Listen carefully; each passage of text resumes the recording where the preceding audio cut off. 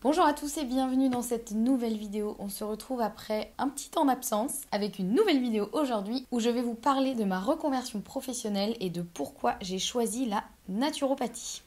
C'est parti. Donc vous le savez sûrement si vous me suivez sur Instagram où j'en ai déjà parlé dans des vidéos ou des articles, je change de carrière, je change même, on peut dire carrément de vie, puisque je reprends une formation en naturopathie à partir de demain. On est aujourd'hui le mardi 5 février et je reprends les cours demain, donc autant vous dire que je trépigne un tout petit peu, sachant que je me suis inscrite il y a plus d'un an, donc là il est vraiment temps que ça arrive. Et du coup vous avez été assez nombreux à me demander pourquoi j'avais choisi la naturopathie, comment, un peu à me poser plein de questions sur cette reconversion professionnelle et pourquoi ce choix de réorientation. Donc je me suis dit que ce serait sympa de vous répondre dans une vidéo qui sera également liée à un article. Je vous mets le lien dans la barre d'infos évidemment. Je vous ai demandé sur Instagram également si vous aviez des questions particulières auxquelles vous voulez que je réponde dans cette vidéo. Donc je reprendrai à la fin de cette vidéo toutes vos questions pour y répondre au cas où j'ai oublié de dire des choses avant. Donc première question évidemment, pourquoi choisir la naturopathie? Pourquoi c'est quelque chose qui m'attire et pourquoi m'orienter dans cette voie? Alors déjà il faut savoir que depuis toute petite, d'une manière générale, j'aime comprendre les choses et j'aime comprendre comment fonctionne le corps. Je me souviens que je posais 1000 questions à ma maman pour essayer de comprendre parce qu'il y a des trucs que je ne comprenais pas en fait comment ça fonctionnait, alors sur le corps en général, sur la vie en général, mais j'ai toujours posé beaucoup de questions et je suis d'une nature quand même assez curieuse, j'adore apprendre, je pense que c'est un peu mon activité favorite. Et en plus de ça, depuis toute petite, j'ai souvent eu des petits soucis de santé, alors jamais rien de très grave, mais j'avais toujours mal quelque part, très souvent mal au ventre, très souvent la nausée, etc. Je vous en ai déjà parlé aussi dans une vidéo, je faisais aussi des grosses crises d'hypoglycémie, alors sans souffrir de diabète ou quoi que ce soit, mais vraiment j'avais des grosses crises d'hypoglycémie où j'étais limite au bord du malaise et j'étais très très très mal et ça me devenait une vraie source d'angoisse. Et je comprenais pas pourquoi les autres ne semblaient pas en souffrir et moi oui, et pourquoi j'avais tout le temps mal au ventre, tout le temps envie de vomir, tout le temps la nausée, etc. C'était vraiment devenu un vrai problème dans ma vie, une vraie source d'angoisse et j'essayais de comprendre pourquoi. Alors je pense que mes nausées étaient très probablement psychosomatiques, j'étais assez anxieuse étant petite. Je le suis toujours, soyons honnêtes. Et plus j'apprends des choses, plus je comprends que oui, le ventre étant la source de nos émotions, oui, c'est un peu normal que ça a un impact, en tout cas l'anxiété est un impact sur le ventre, et donc je pense que c'est pour ça que j'avais souvent des nausées. Quoique, plus j'apprends sur le sujet, plus je me rends compte de certaines choses. Par exemple, quand j'étais petite et que je buvais un bol de chocolat chaud, j'avais systématiquement la nausée après. Et sur le coup, on en a parlé à mon pédiatre qui a dit bon, je sais pas. En gros, et en fait plus je me renseigne maintenant sur ça, plus je me rends compte que j'étais peut-être légèrement intolérante au lactose. Voilà, des choses comme ça. Donc il y avait, je pense, une forte partie psychosomatique et une forte partie de choses que je ne comprenais pas à l'époque et que j'essayais de comprendre. Donc ma maman est infirmière, donc je lui posais beaucoup de questions sur la santé, sur tout ça. Donc il faut savoir qu'elle connaissait quand même pas mal de choses, mais elle avait ses limites, comme tout le monde. Et quand elle n'avait pas la réponse à une question, en général, elle me disait écoute, tu n'as qu'à faire médecine, comme ça tu auras les réponses à tes questions.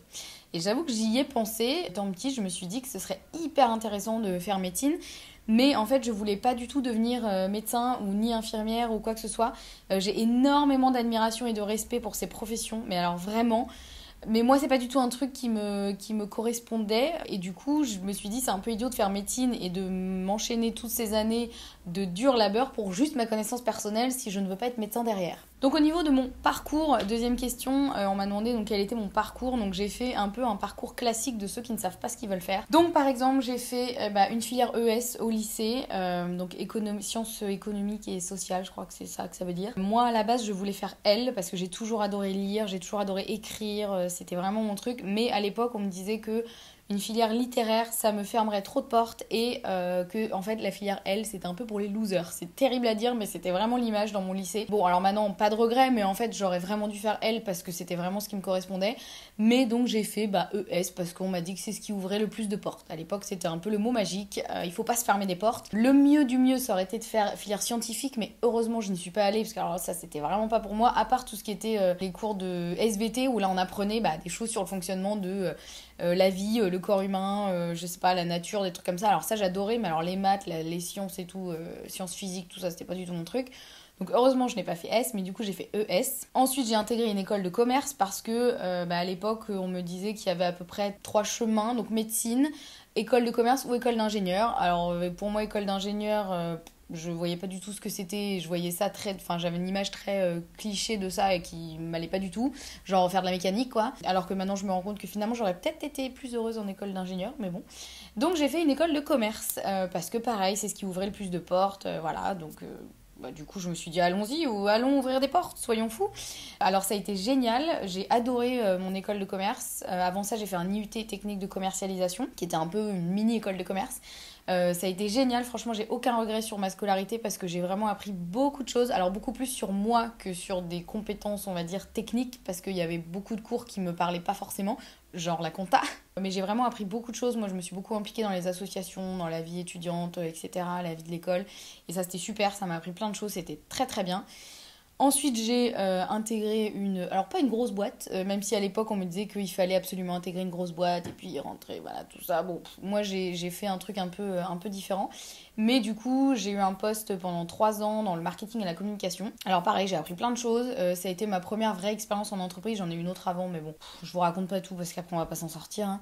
Mais ça a été ma première vraie expérience en entreprise. Super enrichissant, voilà. Mais je me suis quand même assez vite rendu compte, de par cette expérience et de par surtout mes stages d'avant et toutes les expériences que j'ai eues avant en entreprise, que c'était pas trop mon truc quand même, la vie en entreprise, ou en tout cas dans ce métier-là, qui me manquait vraiment quelque chose et qui avait une... Bah, je suis typiquement de la génération Y, hein, j'ai besoin de trouver du sens dans ce que je fais, de comprendre un peu pourquoi je fais les choses, d'avoir l'impression de changer le monde un peu, et en faisant du marketing, bah, tu changes pas trop le monde quand même beaucoup. Et j'ai commencé à m'intéresser de plus en plus, en fait, j'ai commencé à découvrir surtout la naturopathie, chose que je ne connaissais pas du tout, et je continuais à avoir un peu des petits soucis de santé, alors toujours pareil, rien de grave, mais des trucs chiants, où du coup t'es pas en forme, j'alternais des périodes où j'étais hyper en forme, hyper bien, et des périodes où j'étais au fond du sac, et j'étais mal, épuisée, mal au ventre tout le temps, enfin voilà, et je comprenais pas pourquoi, et je me disais que c'était pas normal, que c'est pas possible que ce soit juste comme ça et qu'on puisse rien faire. Donc j'ai commencé à m'intéresser à tout ça et à découvrir la naturopathie. Et quand j'ai démissionné de mon poste en 2015, j'ai vraiment hésité à me lancer dans la naturopathie en me disant allez c'est parti, on y va. Sauf que une formation en naturopathie c'est quand même un sacré budget, je remboursais encore mon prêt étudiant de mon école de commerce, voilà c'était pas le bon moment et c'était un trop gros... risque à prendre, j'étais pas où j'en suis maintenant dans ma tête et dans ma vie et donc c'était pas le bon moment donc je ne l'ai pas fait. Donc ensuite j'ai eu d'autres expériences plus en freelance, donc pas vraiment en entreprise mais plus à essayer en fait différentes choses, j'ai fait plein de métiers différents. Je suis allée passer 1 an à l'étranger, donc en Suède, je vous ai fait une vidéo sur ça que vous pouvez retrouver aussi, je vous la remets en barre d'infos. Et je suis rentrée de Suède et là c'était vraiment le nouveau départ dans ma vie et je me suis dit, quitte à prendre un nouveau départ, peut-être que c'est le bon moment pour se lancer enfin dans quelque chose qui me tient à cœur et depuis toutes ces années je rêve de me former sur ça, de vraiment apprendre sur ça et je me suis dit, soyons fous, c'est parti. Et donc il y a aussi cette question de l'argent évidemment de cette formation en naturopathie puisque... tout dépend de où vous faites votre formation et voilà, mais globalement, je vais y revenir après dans cette vidéo sur le choix de la formation, mais c'est quand même au moins 10 000 € une formation en naturopathie en général. Et donc à ce moment-là, quand j'ai décidé de me lancer, je me suis dit, c'est pas grave, l'argent je vais le trouver, il va arriver d'une façon ou d'une autre, mais c'est pas ça qui va m'arrêter, c'est pas une question d'argent qui va m'arrêter, je trouverai une solution, mais là c'est le bon moment, je peux le faire, donc on y va, on s'inscrit. Et effectivement, l'argent je l'ai trouvé, et plus que trouvé, puisque...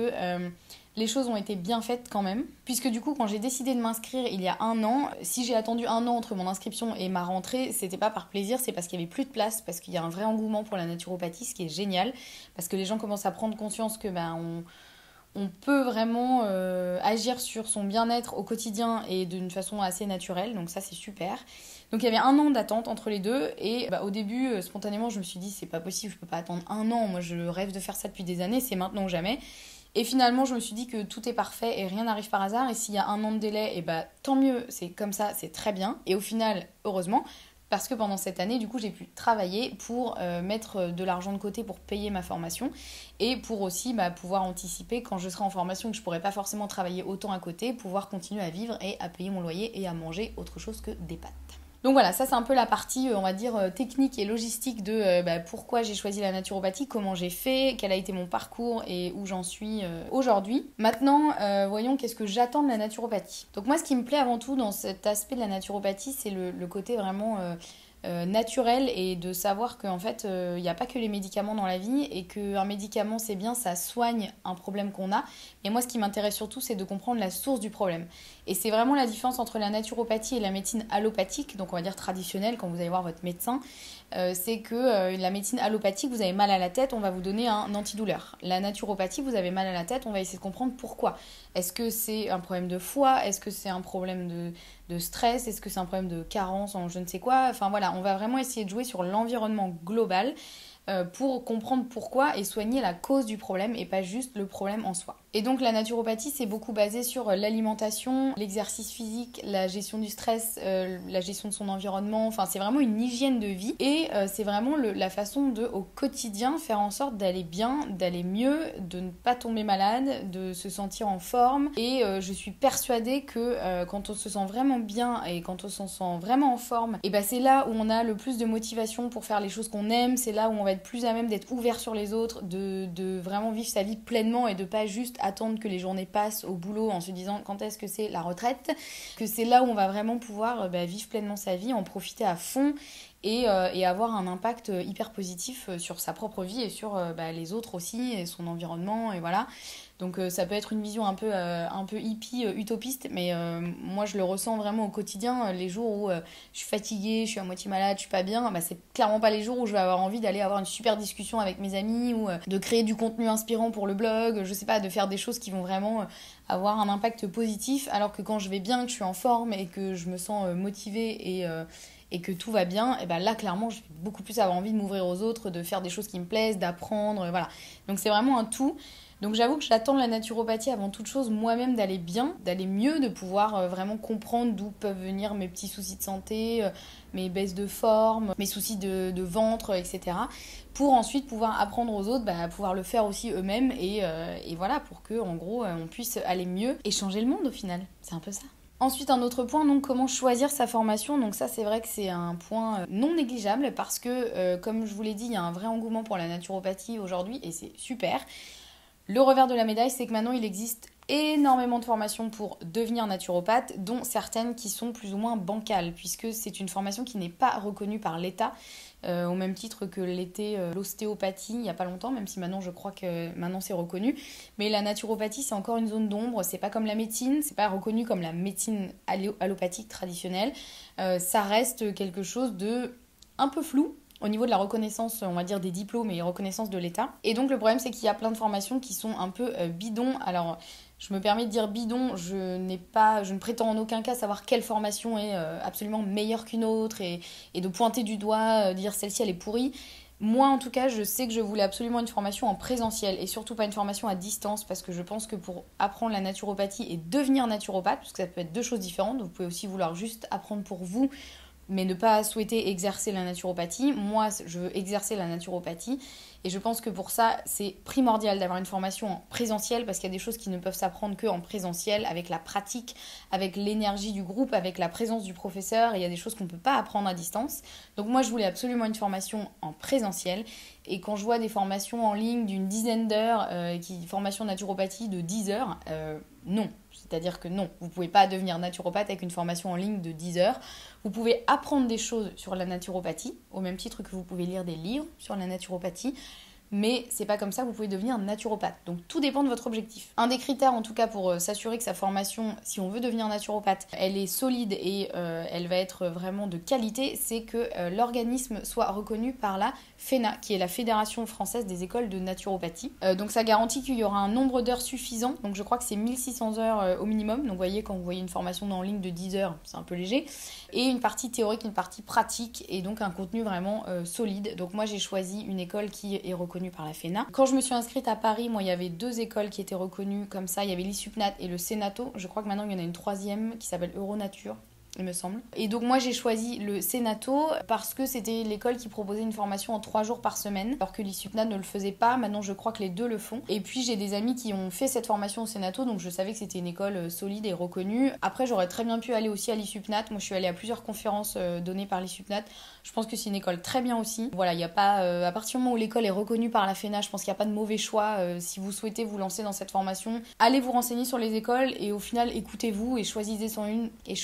Putain, il est dur ce mot. Il n'y aura pas de mauvais choix dans tous les cas. Voilà, ce sont des écoles qui sont sérieuses et solides.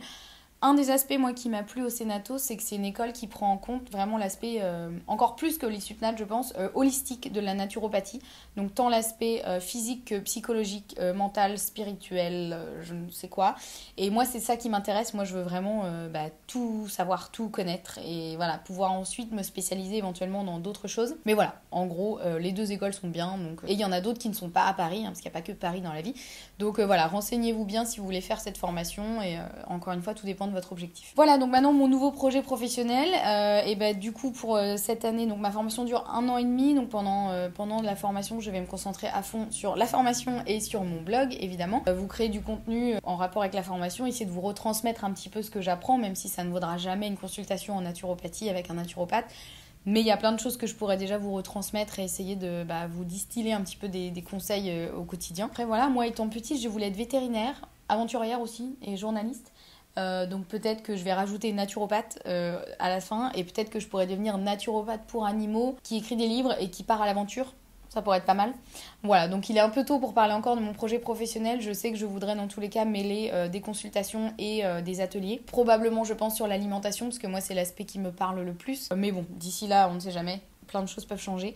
Donc en tout cas, voilà, j'ai vraiment hâte de commencer cette formation et je vous en dirai beaucoup plus dans des prochaines vidéos, des prochains articles. Voilà, je vous donnerai un peu mon ressenti. Maintenant, on passe à la FAQ. Donc je vous ai posé des questions sur Instagram pour savoir si vous vouliez savoir des choses en particulier sur tout ça. Donc je reprends vos questions. Alors, donc, on me demande, ça ne te fait pas peur de t'engager dans une voie qui n'a pas de reconnaissance officielle? C'est une très bonne question et c'est vrai que je me suis posé la question. Mais au final, ça ne me fait pas peur du tout parce que je me rends compte que, comme je vous ai dit, il y a un fort engouement pour la naturopathie de plus en plus.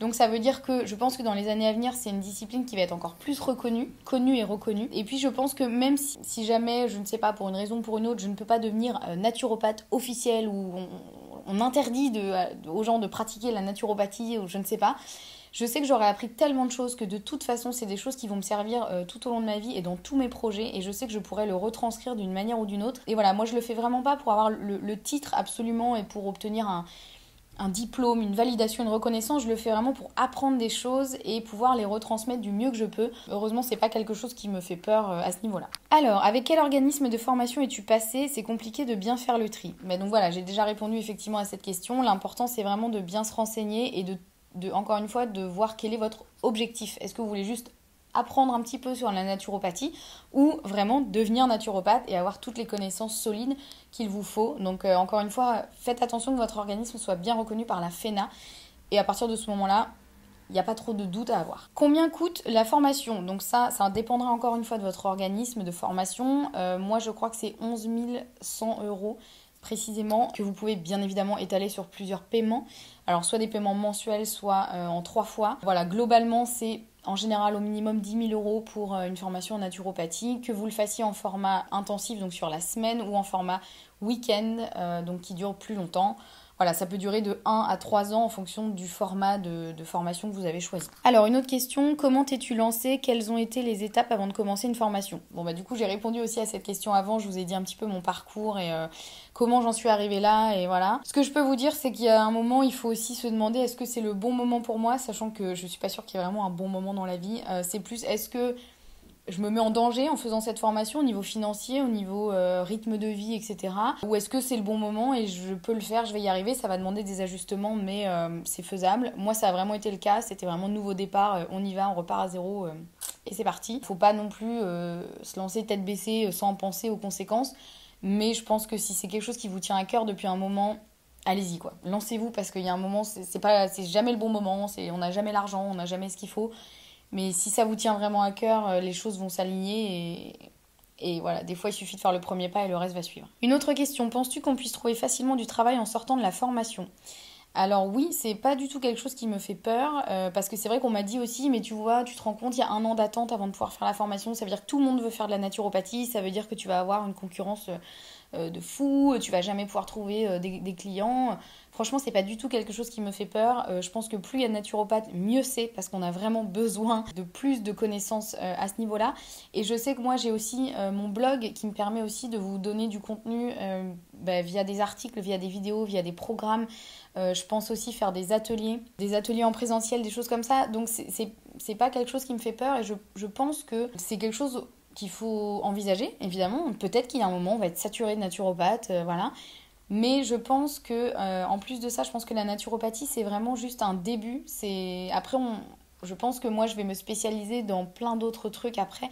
Et je pense qu'après, chaque naturopathe aura sa spécificité. Je sais qu'il y a des naturopathes qui travaillent beaucoup sur la fatigue, d'autres qui travaillent beaucoup sur les métaux lourds, sur l'intoxication aux métaux lourds, d'autres qui vont travailler sur l'accompagnement de maladies lourdes comme les cancers, la chimiothérapie, etc.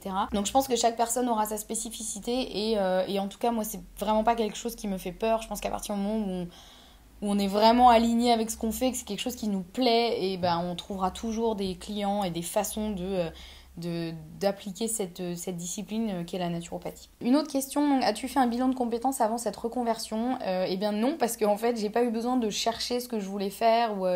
Depuis que je suis sortie de mon école de commerce, je cherchais ce que je voulais faire, je me cherchais, j'essayais différents trucs, je comprenais pas. Je me disais qu'il n'y avait pas un métier qui était fait pour moi. Et puis au final, quand j'ai commencé à m'intéresser à la naturopathie, ça a été comme une évidence. Et là, je me suis dit, mais ouais, en fait, c'est vraiment... Mais tout s'aligne de tout ce que je veux faire depuis que je suis petite, tout. C'est vraiment en tout cas là-dedans que je veux me lancer. Alors je dis pas que devenir naturopathe c'est une fin en soi pour moi et que voilà. Je sais que c'est qu'un début et que voilà, c'est le début de quelque chose, mais en tout cas, j'ai pas eu besoin moi de faire un bilan de compétences parce que je savais que c'était ça que je voulais faire. Voilà. Par contre, si vous vous posez des questions sur ce que vous voulez faire votre vie, vous n'êtes pas bien en entreprise, vous avez essayé différents métiers, vous comprenez pas, ça peut être intéressant de faire un bilan de compétences. Voilà, après il faut savoir rester curieux et se poser les bonnes questions et revenir des fois à des basiques. En fait, moi je me rends compte que je suis beaucoup revenue à tout ce qui me tenait à cœur quand j'étais petite et que j'avais mis de côté parce que la société fait que on te dit il faut avoir un poste important dans telle boîte, etc. Voilà, au final moi je suis revenue à vraiment des choses qui me tenaient à cœur quand j'étais petite et je me rends compte que c'est ça en fait depuis le début. Ça a été une évidence pour moi. Donc je n'ai pas fait de bilan de compétences. Voilà, j'en ai fini avec cette vidéo, j'espère qu'elle vous a plu. N'hésitez pas à vous abonner à ma chaîne si c'est pas encore fait parce que du coup je vais vous dévoiler encore plus de contenu sur le véganisme, l'alimentation, la naturopathie, la santé, le bien-être et compagnie. Donc n'hésitez pas à vous abonner pour ne rien louper de tout ça. Si vous avez d'autres questions sur la reconversion professionnelle, la formation en naturopathie ou que sais-je, n'hésitez pas à me les poser dans les commentaires. J'y répondrai avec plaisir. Dans tous les cas, prenez soin de vous et surtout écoutez-vous. Et s'il y a quelque chose qui vous tient à cœur, comme moi, la naturopathie me tient à cœur, lancez-vous. Vous verrez, le reste va s'aligner. À bientôt. Ciao.